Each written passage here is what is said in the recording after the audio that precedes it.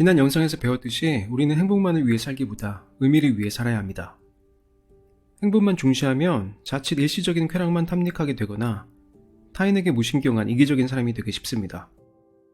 반면에 의미를 위해 살면 더 궁극적이고 높은 차원의 행복을 얻을 가능성이 높아집니다.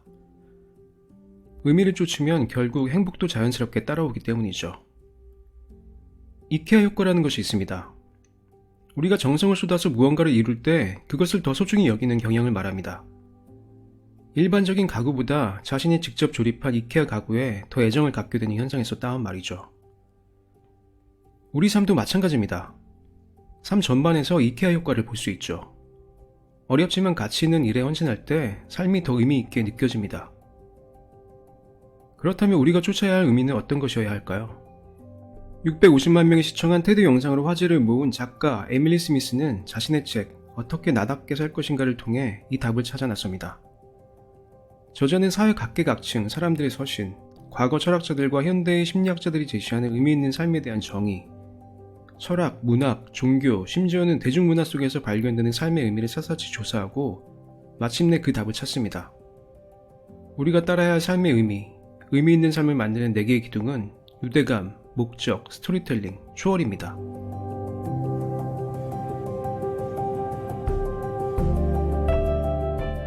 저자는 유대감을 우리 삶의 첫 번째 의미로 꼽습니다.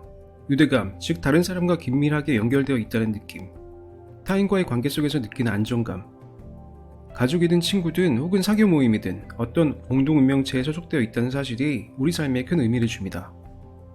타인과의 친밀한 관계가 우리 삶에서 가장 중요한 의미인 것이죠.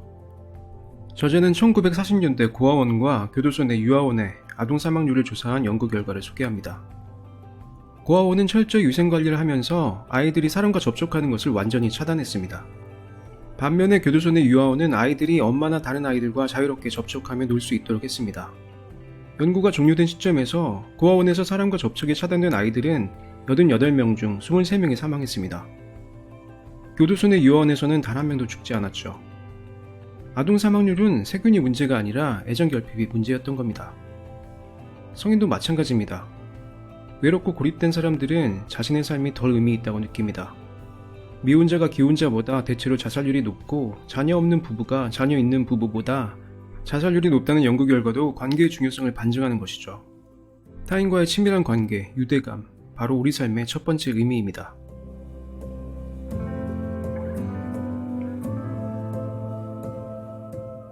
두 번째는 목적입니다. 목적을 지닌 사람들은 자기 삶에서 더 큰 의미와 만족을 느낍니다. 이 삶을 통해서 뭔가 해야 할 일이 있다고 생각하기 때문에 더 의욕적이고 어려움을 더 잘 헤쳐나갑니다. 반면에 목적을 찾지 못하는 사람들은 허송세월하는 경향이 있습니다. 학생들도 마찬가지죠. 공부를 해야 하는 목적이 없는 아이들은 성적이 대체로 낮습니다. 그런데 이 목적은 어떤 목적이어야 할까요? 우선 스스로의 능력과 성향에 어울리는가를 가장 먼저 고려해야 합니다. 다음으로는 이 목적이 더 나은 세상을 만드는 데 기여하는 것인가를 고려하는 겁니다. 타인을 돕고 봉사하는 마음을 가져야 한다는 것이죠. 어떤 일을 하는지는 크게 중요하지 않습니다. 자신이 하는 일을 다른 사람을 돕는 기회로 볼 때 우리의 삶과 일은 더 의미가 깊어집니다.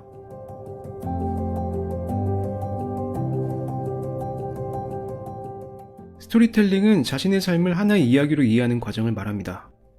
자기 인생을 하나의 이야기로 만드는 과정에서 자신이 겪었던 경험과 나 자신이 새로운 방식으로 연결되고 그 경험을 새롭게 이해하며 과거에는 깨닫지 못했던 교훈을 얻게 됩니다. 과거에 큰 사고나 불행을 겪은 사람들이 종종 이렇게 말합니다. 나는 그 사건을 통해 많은 것을 배우고 깨달았다. 그 사건이 현재의 나 자신을 만들었다. 이렇게 스토리텔링을 통해 과거의 의미를 부여하게 되는 겁니다. 그리고 때로는 각각의 개별적인 사건들을 하나의 일관된 이야기로 엮어서 통일성을 부여하기도 합니다. 무질서의 질서를 부여하려는 인간의 타고난 욕구 때문이죠. 자신의 삶을 하나의 훌륭한 성장기, 어려움과 불행을 극복하고 이겨낸 성공기로 이야기할 수 있는 사람은 자기 삶을 더 의미 있게 생각하게 됩니다.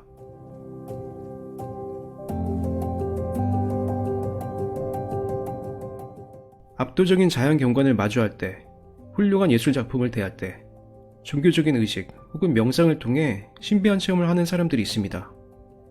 그냥 멍하니 있는 상태에서 아니면 꿈속에서도 종종 이런 경험을 하기도 합니다.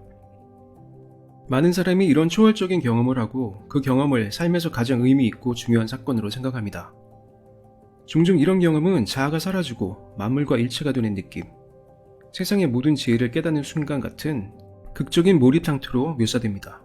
이런 경험에서 가장 공통적인 점은 자아를 벗어나 외부의 더 큰 무언가와 연결되는 느낌을 받는다는 겁니다. 말 그대로 자아를 초월하는 느낌이죠.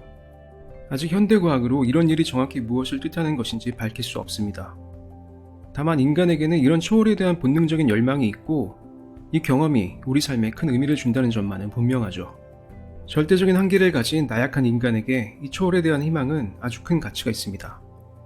더 나은 사람으로 변화하고 혹은 더 진보한 인류로 발전해 가는데 큰 원동력이 될 수 있기 때문입니다.